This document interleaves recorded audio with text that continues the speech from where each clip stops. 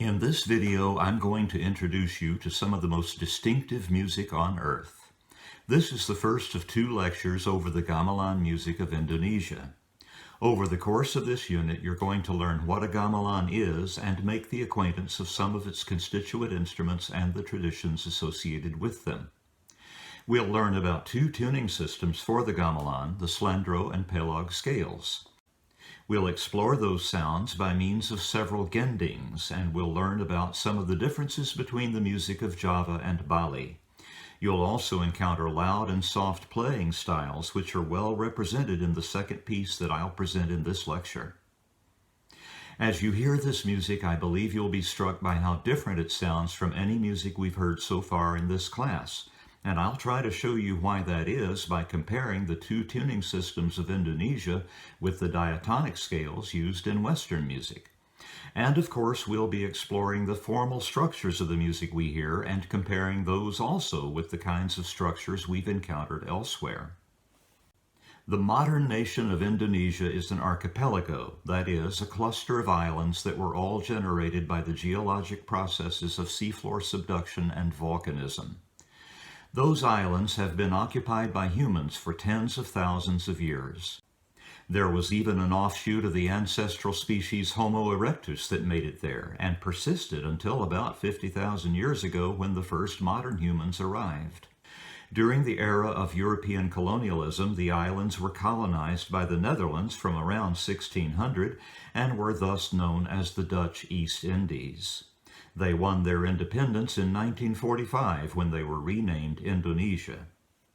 During those 3.5 centuries of colonial rule, local aristocracies flourished on the islands, especially Java and Bali, and it was in their palaces that the gamelan tradition grew alongside the shadow puppet theater that provided the entertainment for those aristocrats.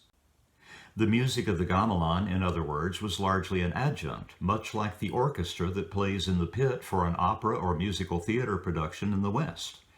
And, like the Western orchestra, the gamelan gradually became independent of puppet theater and gained a life of its own, with its unique music delivered in concert performances. So, what is a gamelan? Well, it's a collection of musical instruments and the musicians who play them. In other words, it's the traditional orchestra of Indonesia. Most of the instruments of the gamelan are percussion instruments made of metal, usually bronze or brass, and you can probably tell from the illustrations I'm showing you that this is a very expensive undertaking. In fact, the artisans who know how to make and maintain these instruments are held in high regard in Indonesian society and handsomely rewarded for their expertise. This line drawing illustrates the instruments commonly found in the Javanese Gamelan.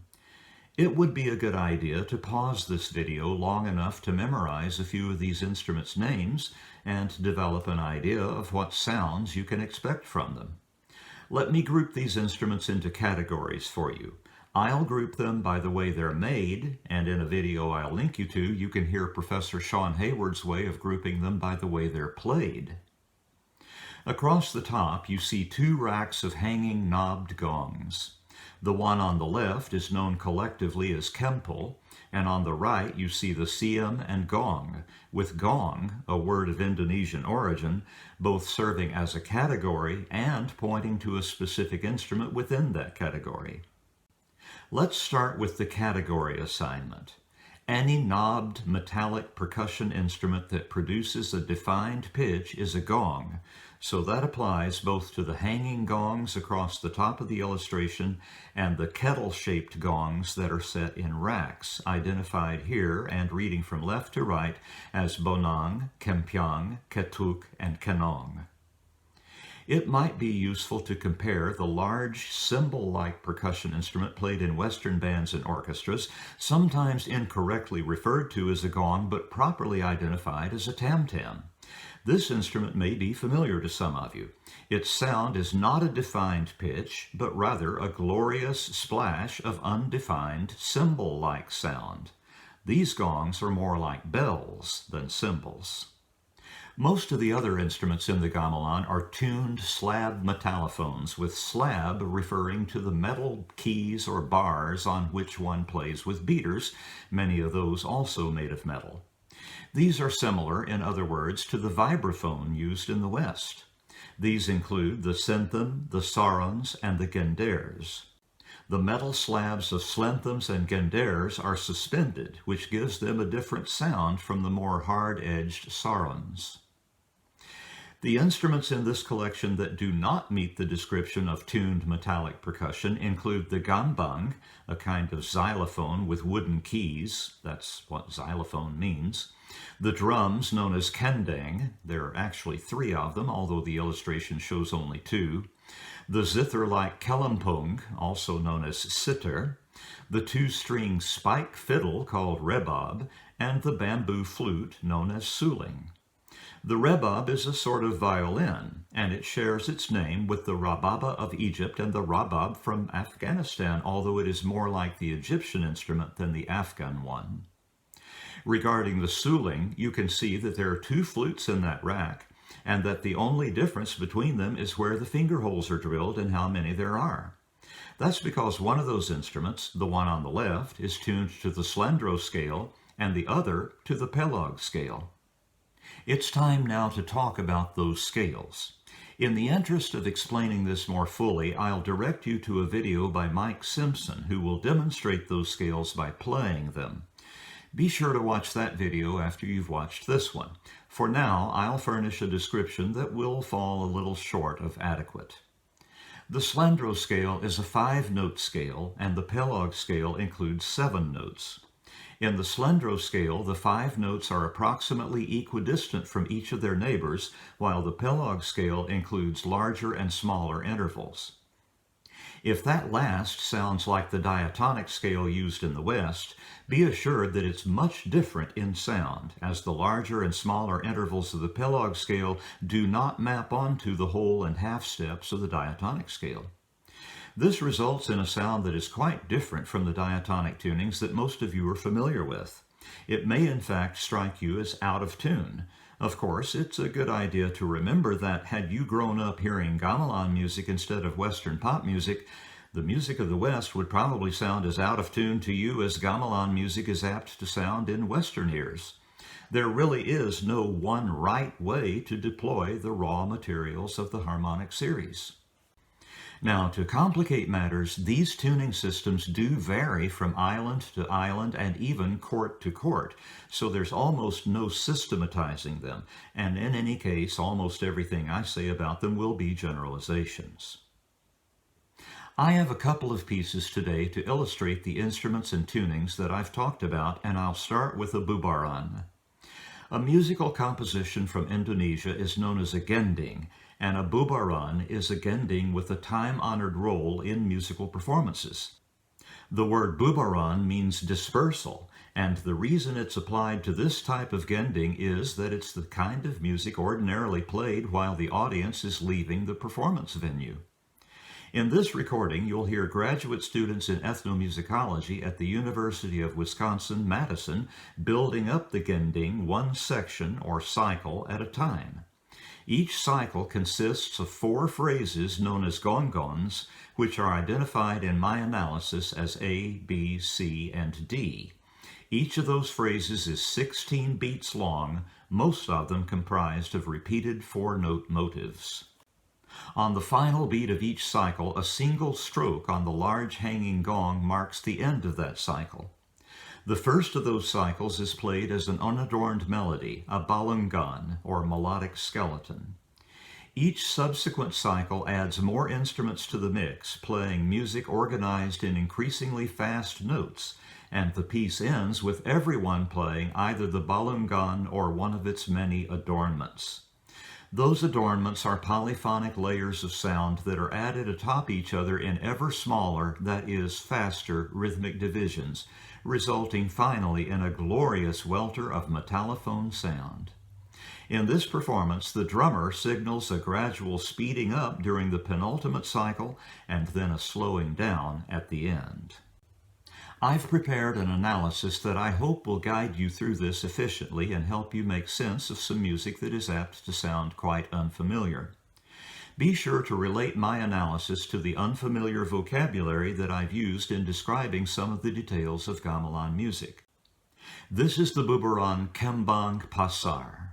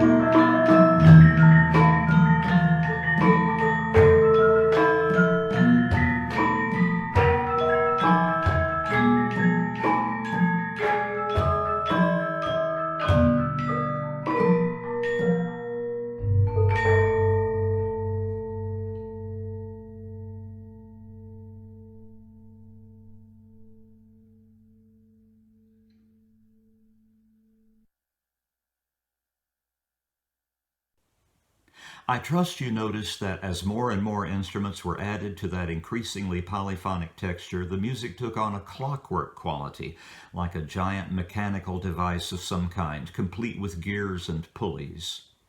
I've used that term polyphonic before, and it's surely familiar to you by now. There are essentially three places in the world where a great polyphonic musical tradition has evolved independently of the other two, and one of those places is Indonesia.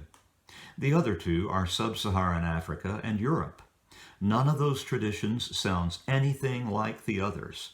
What they have in common is complexity, and unsurprisingly, they come from three generalized cultures that value complexity generally in their arts, which of course must also say something about their respective worldviews. The polyphony of Indonesia consists largely of a sort of rhythmic layering, with an assortment of instruments playing either a skeletal melody, a balungan, in a fairly broad tempo, or a variant of that melody in faster notes. If we were to write this music down using the familiar Western system of rhythmic notation, we'd see music ranging in rhythmic values from whole notes all the way down to the level of sixteenths. That's 5 levels of rhythmic division, and the presence of all 5 of those levels simultaneously generates the mechanical style of gamelan music, its clockwork quality. The gending you just heard is representative of Javanese music, which is generally regarded as the more traditional, classical, more serene style of gamelan music, with that of Bali usually being flashier and more modern sounding. The instruments are very close to the same, so the differences between those two traditions are more stylistic than anything. Nevertheless, there are similarities that run deep in both, notably that clockwork quality and the organization of the music in recurring cycles. Both of these features are very well exemplified in a 1969 composition by the prolific Balinese composer Wayan Barata, who was born in 1928 and died about a decade ago. His Kosalia Arini is a fascinating composition played on instruments tuned to the Slandro scale and organized in a number of discrete sections. In fact, its formal plan could be described as episodic, with its abrupt changes in style and the cavernous silences that break the flow of the music at unexpected times.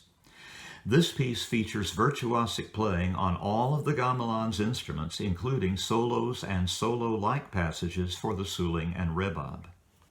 You may notice that some of the long notes played by metallic instruments include a fast wobble in their sound, almost like vibrato.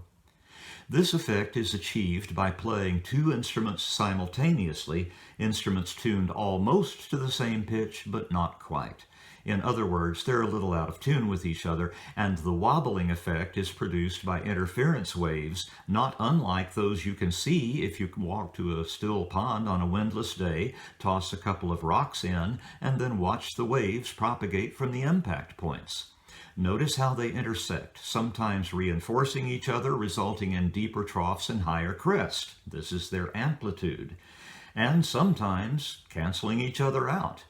That's what's happening in these musical sounds. This music is typical of that flashier Balinese style that I described earlier. Several times you'll hear interruptions known as kebyar when a number of instruments play some aggressively intrusive music to punctuate the piece. The word kebyar means flash or to dazzle. At times, these kebyar interruptions or interjections serve as dividers between larger cyclic sections, and you will hear the contrast between loud and soft playing styles many times. In the West, dynamic extremes are often softened by transitional means, such as the music growing gradually louder or softer until a new dynamic level is achieved. These are known as crescendo and diminuendo, respectively.